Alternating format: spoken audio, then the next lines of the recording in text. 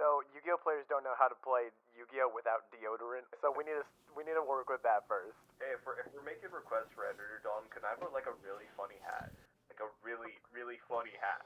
Hey man, how was work? Dude, you left the door open. Yeah, no, I guess I did. Yeah, so what? It's a door. We've talked about this. I keep the heat on in my room.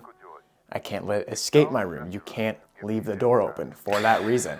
Come on, man, are you really gonna die on this hill? It's a door, Dalton. It's not a big deal.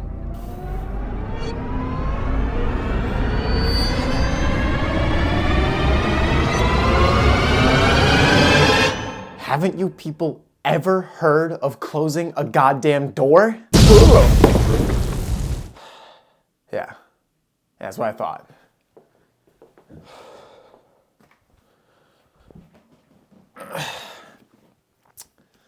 Today, I'm going to be listening to and reviewing every single album by Panic! At the Disco. About 2 months ago, I did this exact thing with Imagine Dragons.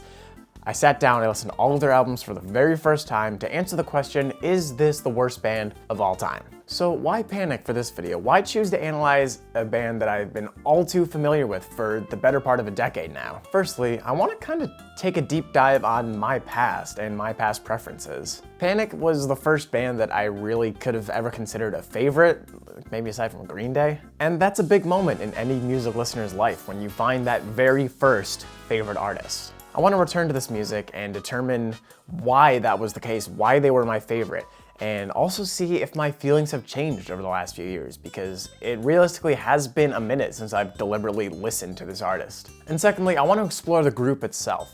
Now, this isn't going to be a deep dive on the history of Panic or anything. If that's what you're looking for, there are plenty of creators who have made videos in that sphere. But something that sort of intrigues me is the downfall of Panic! At the Disco, as dramatic as that sounds. Panic went from a respected household name in alternative music to laughingstock of the scene in what realistically only felt like about a year or two. And with the recent announcement that Panic would be returning in some form to Play When We Were Young 2025, I felt like this would be an opportune moment to make this video. So sit back, relax, and enjoy, because I listened to every single Panic! At the Disco album, so you don't have to.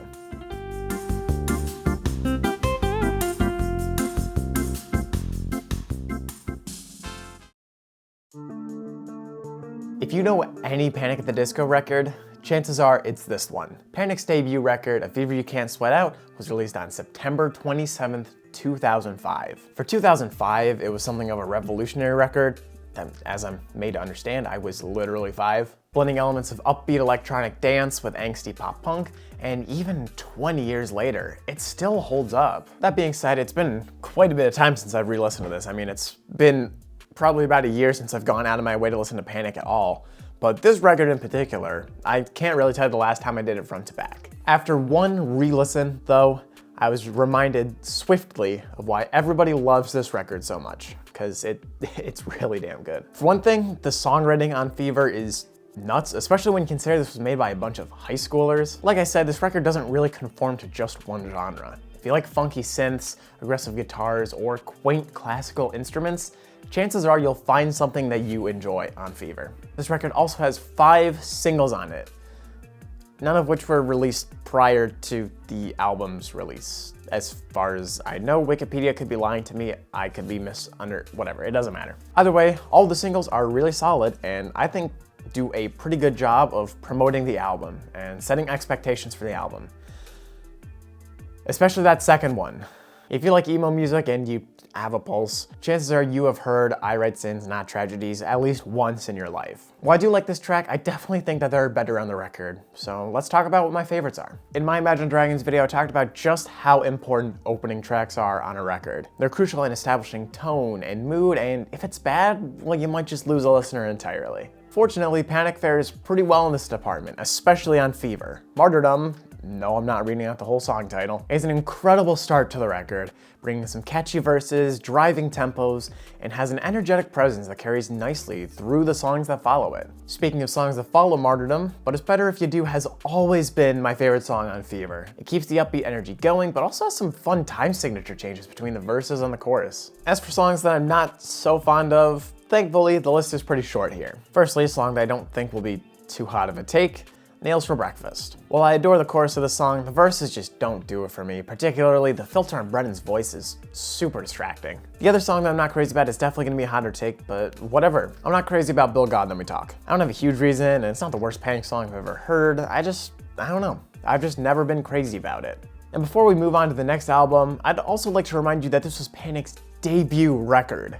An album recorded by a bunch of high school students that has withstood the test of time. I really struggle to think of better debut records, especially from someone that age. I think the only one that really comes to mind is like Hybrid Theory. 20 years later, A Fever You Can't Split Out is still in rotation for a lot of people.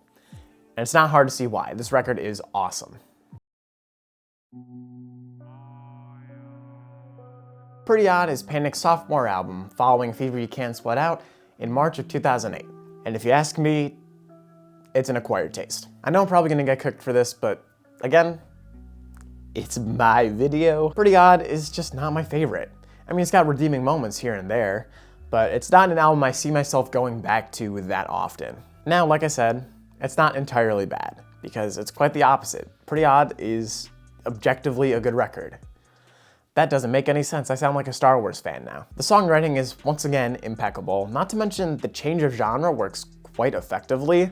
There aren't many artists that can do such a sharp pivot, especially from one record to another, but Panic pulls it off. On top of that, the singles for this record are used pretty effectively, and I think they were chosen pretty nicely. It's easy to say, oh, this song's bad because it's popular, but it's hard to deny that 9 in the Afternoon isn't the perfect single to promote this record. It's a great introduction to the new sound that Panic was going for, and I don't think any other single could have pulled it off like 9 in the Afternoon did. Beyond that though, I think my favorite single has to be That Green Gentleman. The only way I can describe the song is like skipping through a field of sunflowers on a bright summer day. I love the lyrics' emphasis on the phrase, that's okay, because change is okay. It's simple, but it's straight to the point. In terms of first impressions, We're So Starving does a pretty decent job. I can't say I go out of my way to listen to this one on its own that frequently, but it does an excellent job setting expectations for the record and flows perfectly into 9 in the Afternoon.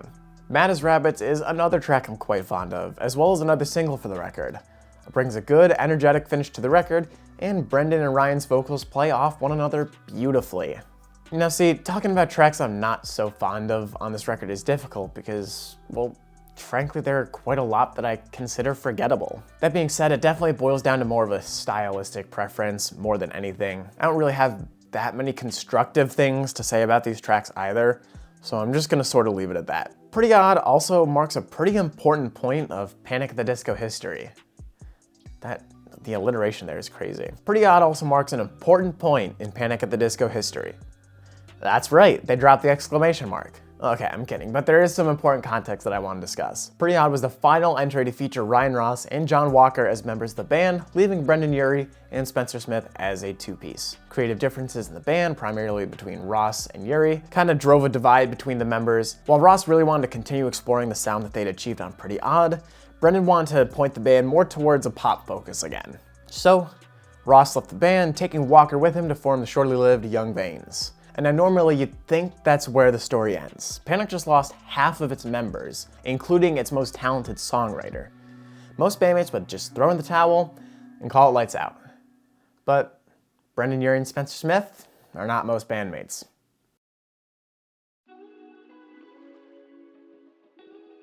After a brief dip into the Jennifer's Body soundtrack with a comeback single New Perspective, Panic's third album, Vices and Virtues, released in March of 2011. Once again, Panic went through a large genre change, going into, I guess what I'd call like a radio rock twist in their sound. Now, just because Ryan Ross is gone doesn't mean his influence isn't here. Panic was obviously still writing when Ryan was still in the band, so his influence can be seen on a few of the songs that make it onto this record. And if you ask me, it's pretty obvious when Ryan did a lot of the writing on a song. And I'm not saying any of this to diminish any of Brendan Urie's songwriting skills, but there aren't exactly a whole lot of groundbreaking lyrics on future records, but we'll get into that later. Let's talk about Vices right now. One of these tracks that Ross wrote on is The Ballad of Mona Lisa, the lead single to promote the album, and my personal favorite Panic at the Disco song. This has always been my favorite Panic song, and it's safe to say that nothing has changed over the last 10 years. It's got incredible songwriting, creative instrumentation, and converts excellently to a live performance setting. What's not to love? That's not where the fun ends though, because Vices and Virtues also has my second favorite Panic at the Disco song Ready to Go. Ready to Go was the next single to follow Mona Lisa, and for good reason. It's upbeat, it's poppy, it's happy. I was only 11 when the song came out, so I couldn't tell you at all what was popular on the radio. But if any song from this record were to make it to a mainstream audience, I'd put my money on Ready to Go. Vices is interesting for another reason though. It's the first Panic record, as far as I know, to contain exclusive bonus tracks available only to Japanese copies of the record. It's a shame that these aren't on Spotify, at least in the US, because I would love to listen to Kaleidoscope Eyes more accessibly. Good lord, I love this song so much. As a standalone song, Kaleidoscope Eyes is catchy and positive in all the best ways, and I find myself venturing over to YouTube pretty frequently to listen to it. To end off the tracks I adore from this record, we gotta talk about Nearly Witches, the final track of the record, and another Ryan Ross masterpiece in terms of writing. This is, without a shadow of a doubt, the best closing track Panic have ever put on a record, if you ask me. I love the instrumentals at the beginning that sound like they're straight from Route 1 of a Pokemon game, and I love Brendan's vocal performance. Similarly to Pretty Odd, there aren't really that many songs that I dislike. If there was any one that I would skip, it would be The Calendar, but even then, I don't skip it. And it's not one that I'm incredibly distasteful towards, it's just the one I probably listen to the least. I will say though, I do appreciate the metal version of this that exists, that Brendan made. Not that I listen to it or anything, I just think that its existence is hilarious. So yeah, that's Vices. Let's take a quick break for a second though. We sort of hit the halfway point, kind of at the dividing line of what you'd call old Panic and new Panic. Most people divide Panic's discography by the split, but that's none of my business. Today, I'm here to talk about how these earlier songs have been snubbed. I am, of course, talking about live set lists. Now look, I get it. You want to put your new work front and center on a tour because that's your most recent accomplishment, and that's what you're most proud of. I have no problem with that. However, I do wish that Brendan got a little more creative with his set list towards the end of Panic's life. I mean, their final tour featured nothing from Vices and Virtues, and one song each from Pretty Odd and A Fever You Can't Sweat Out. And I don't think you even really need to guess what songs those were. At the end of the day though, I guess this is sort of pointless to be whining about because, well, Panic isn't a thing anymore. Obviously, we're getting Fever played in full at When We Were Young this year, and I just hope that maybe a few more deep cuts make it on. I hope we get a little more funky and creative with the set list. I'm not like I'm going, because that's expensive, but you know. Anyways, rant over, let's move on to the next album. Too Weird to Live, Too Rare to Die is up next, Panic's fourth album that released in October of 2013. And God, that is a mouthful. I'm just gonna call this Too Weird. We don't need to be using government names today. At this point in the band's history, we are totally out of Ryan Ross territory in terms of songwriting. Thankfully, a new hero emerges, Dallin Weeks, who you may know as the former frontman of the Brobecks, as well as the mind behind the solo act I Don't Know How, But They Found Me. If you've ever listened to either of those projects, you probably enjoy his writing style like I do, so it's safe to say that Too Weird is a pretty enjoyable record for me.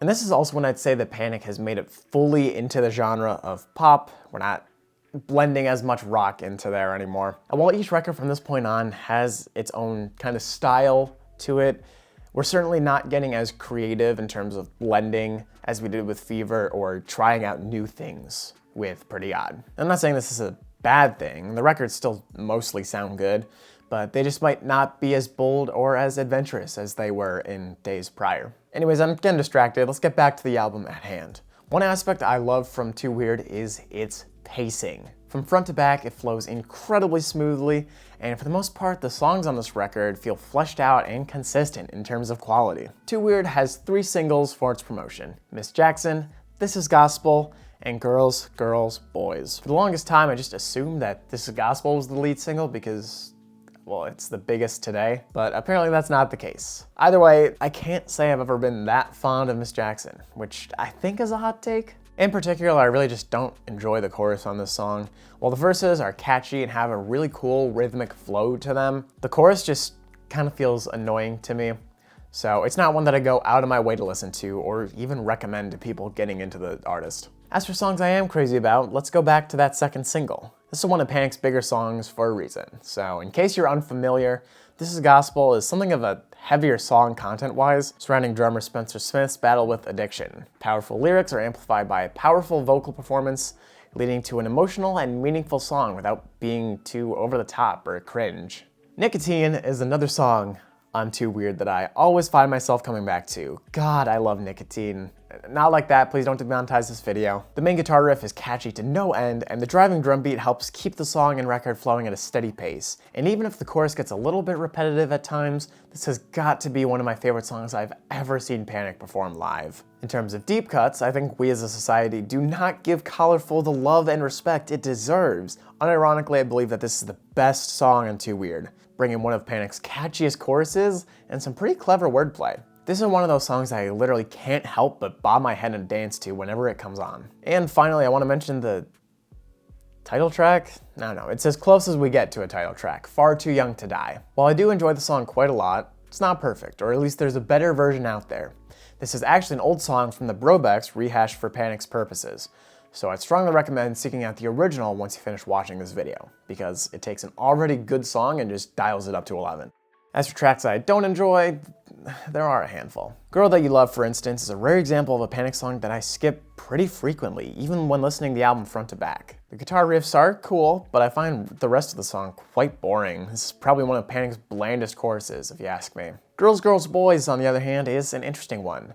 While I don't love every aspect of it and find the song's music video painfully uncomfortable, I do have a deep appreciation for what the song stands for. If you've never been to a Panic concert before, there was a community project over the last few years centered around the lyric "Love is not a choice." Fans in every city on every stop of the tours would print out colored paper hearts and pass them out at the show. When the song played, everyone would hold their hearts in front of their phone flashlights, putting huge emphasis on acceptance. So even if I'm not crazy about the song itself, I do appreciate how it's brought so many of us closer together. Finally, the end of all things. Folks, I wish I could say this record ended on a high note, but it sort of fumbles for me. Look, I get it, it's for his wife, it's pretty, it's a sweet song, blah blah blah. Immediately following Colorful though, it's really jarring. Too Weird feels like it ends in a screeching halt thanks to this song. And you could always reorder the tracks to maybe make this transition a little more gradual, but I don't even know what I would choose as a final song, to be honest. So that's the end of Too Weird. This also marks the beginning of a new and important era for Panic. Spencer leaves the band to healthily handle his addiction, Dallin moves from full-time band member to touring musician, and Brendan is left as the sole member of Panic at the Disco. Panic has moved at this point from band status to solo project, a status that many fans will come to be apathetic towards in the years to come. Let me tell you though, that time is not now. Now is the time for Panic to make their most influential record since A Fever You Can't Sweat Out. You know what they say, you always remember your first Panic record. You always remember the first album that you listened to by American pop rock act Panic at the Disco. And in my case, that was Death of a Bachelor. Death of a Bachelor came out in 2016, a year that I still think is 5 years ago to this day. Behind Fever, this is probably Panic's most popular record. It's got crazy streaming numbers across its 12 songs, and even Panic's oldest fans don't really seem to mind it that much. Of the new Panic records, Death of a Bachelor definitely seems to be the least polarizing or controversial, and for good reason. Now, if I had to pin the word consistency on any Panic record, it would be Death of a Bachelor, without a shadow of a doubt. The high points of Death of a Bachelor are incredibly satisfying, while the low points are usually just minor nitpicks that can be easily looked past. Death of a Bachelor's singles are a prime example of this philosophy. Hallelujah, Victorious, Emperor's New Clothes, and of course, Death of a Bachelor. My only gripe is the ordering of how these singles were released. Hallelujah is a good song on its own, but it never really screamed lead single material to me. That's not to say it's a bad song, obviously. I just feel like Victorious or Emperor's New Clothes both would have been more effective lead singles for this record. Let's talk about some even better songs than the singles though, starting with LA Devotee. I so vividly remember being shown this song for the first time on the bus home from high school. From that point, it pretty much immediately solidified itself as one of my top 5 Panic songs, and that hasn't changed since. LA Devotee is catchy, it's upbeat, it's fun.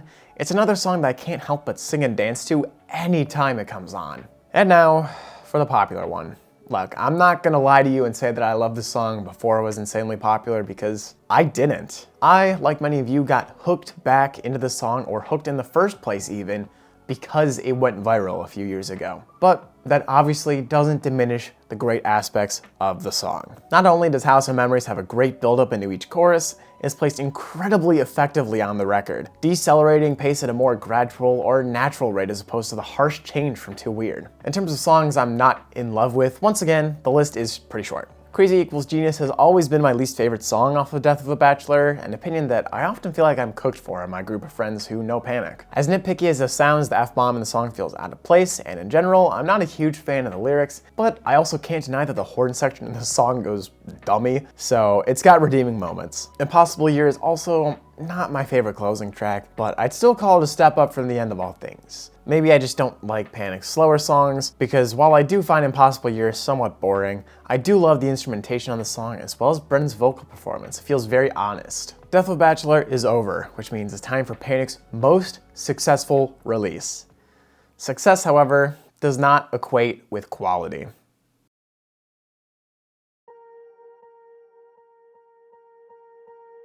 Pray for the Wicked, Panic's 6th album, was my Pearl Harbor. In that I know exactly where I was when it got announced. Can I get canceled for that analogy? I was hanging out with a friend who is a far bigger Panic fan than I was, and she asked if I had seen the announcement of 2 new singles and an upcoming record. And instinctively I flew to Instagram, then to YouTube, then to text my mother. Pray for the Wicked ultimately released in June of 2018, coincidentally on the same day that I graduated high school. And while I do have a pretty big emotional attachment to this record, genuinely I cannot tell you why I loved this record as much as I did, because my first re-listen to this record was not so great. Now, that's not to say that every second was pain.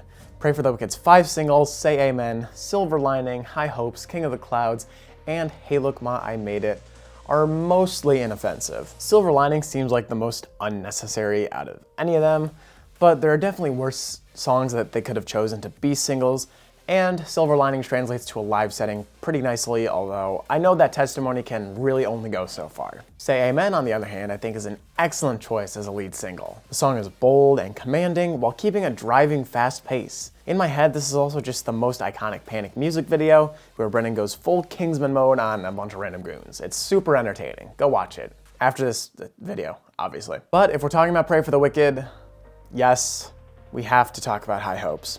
Don't put my head off, but unironically, I think that High Hopes is probably the best song on this record. And while House of Memories is a song that I didn't get into until after it was already hugely popular in the mainstream, I'll be elitist. I'll say that I was listening to this song and loving it before it was cool to do so. From the day it came out, it pretty much solidified itself as one of my favorite Panic songs, even if it doesn't have that status now. It's catchy, it's simple, and the only real criticism I have is that it got overplayed to hell and back. While I don't go back to the Overpass that often, I do love how it sounds just like a B-side from a Mario Kart soundtrack. I can honestly care less about the lyrics of the song, to be honest. The instrumentals on their own are just so hype. And of course, Dying in LA is one of the only closing tracks that nearly rivals Nearly Witches for me, because for as terrible of a record as Pray for the Wicked is, Panic ends things off spectacularly. The extended string section outro always makes me emotional, and Brennan's vocal performance is strong without being obnoxious, and that might seem like a weird thing to mention, but trust me, it comes into play later. For now, let's talk about some songs that I'm not as crazy about. How much time you got? We already touched on Silver Lining, so I won't spend any more time on that song. Instead, let's talk about Dancing's Not a Crime. I used to live and die by this song, and for the life of me, I cannot tell you why I did. This is the biggest nothing burger of a song that I feel like I've heard a million times before. One of the Drunks, on the other hand, is a song that I've never been crazy for. The chorus of this song is admittedly quite catchy, but it doesn't make up for the obnoxious verses and bland songwriting across the entire track. King of the Clouds is nothing if not interesting. Apparently the backstory of this song is that Brennan got really high and just started rambling off lyrics, and that fits the bill. The 6-beat is fun and makes the song feel bouncy, but I cannot stand the chorus. We're almost cooking, but another fumble, so whatever. Before we move on, I do want to give Panic a little bit of biased praise for this record, because it does hold a really strong emotional significance to me. This came out at a really important time in my life, transitioning from high school into college. This was my first real concert, so even if I don't love the songs on this record today, I'll always look back on this era of the band with some fondness. So I can't be too mad about that. Either way, we're in the endgame now. It's time for Panic's final record.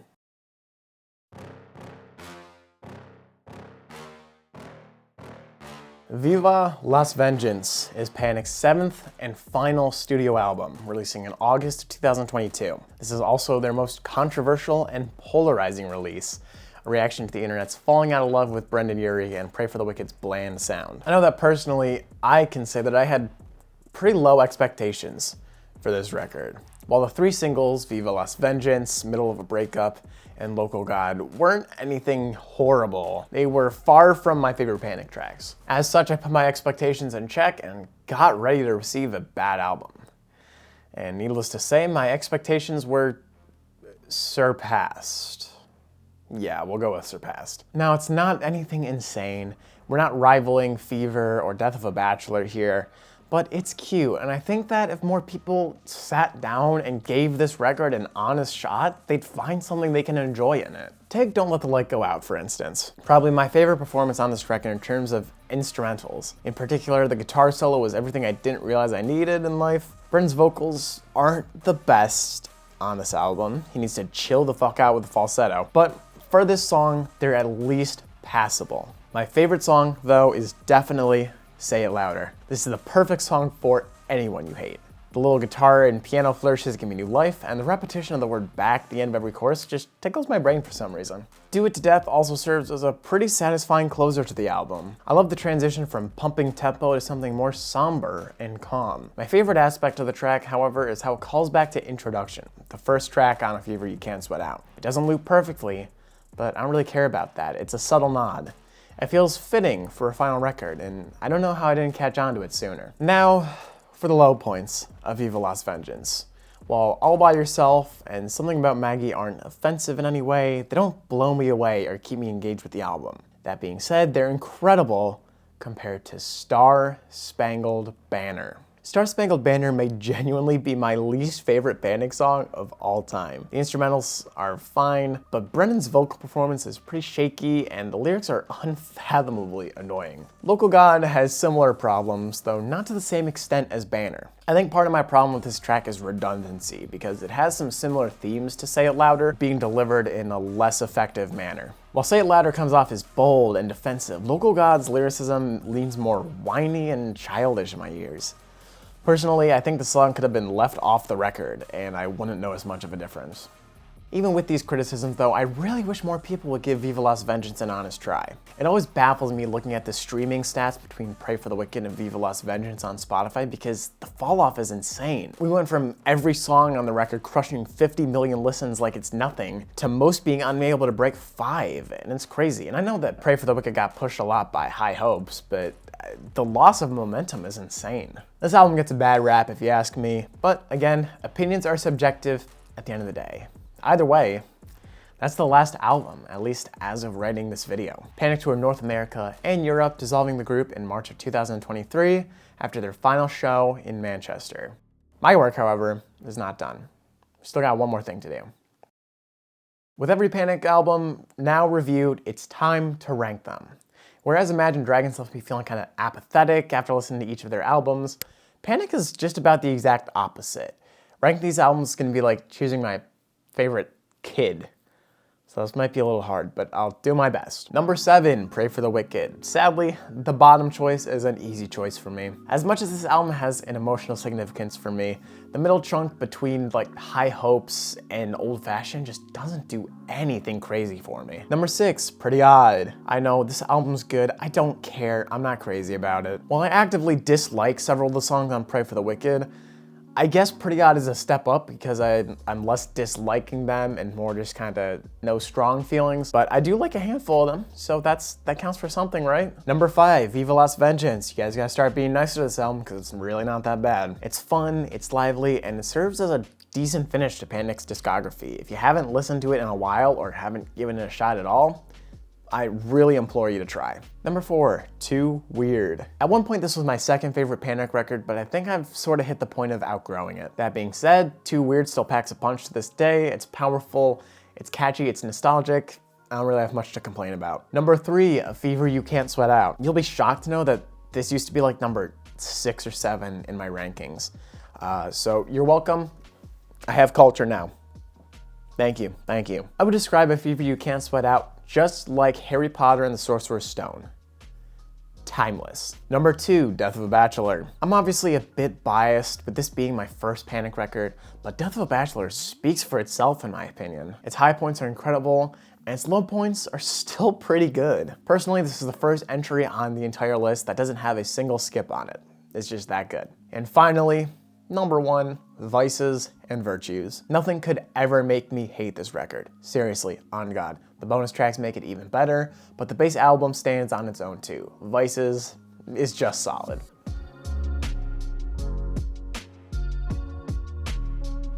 So that's it. That is every single Panic at the Disco album reviewed, listened to, cauterized. Honestly, this was a nice trip down memory lane for me. Whereas Imagine Dragons was a band I wanted to expose myself to and learn more about, Panic is one that I've sort of listened to death. Even if they're not my number 1 group today, and even if they might not even make it into my top 5 anymore, I still can't deny that they're always gonna have a special spot in my heart. My heart breaks knowing that I won't be able to make it to Vegas for their reunion for when we were young, but I really hope that all of you guys go and have an amazing time. If there's one thing Panic can do, it's put on a nasty live show, so you're in for a good time. And once again, music is amazing because it's subjective. We can all find our own meaning and enjoyment in something where others might not. If Panic, or any band for that matter, has held that value for you, had that impact on your life like it did for mine, I'd love to hear your story in the comments. And if you like this video, feel free to subscribe when you're at it and let me know what other artists I should tackle in this style. I guess this is sort of becoming a recurring series now, and I've got a few ideas of my own for future videos, but I'd love to hear what suggestions you have as well. Until then, I will be in my editing hole, making this video for all 100 of my subscribers. Oh yeah.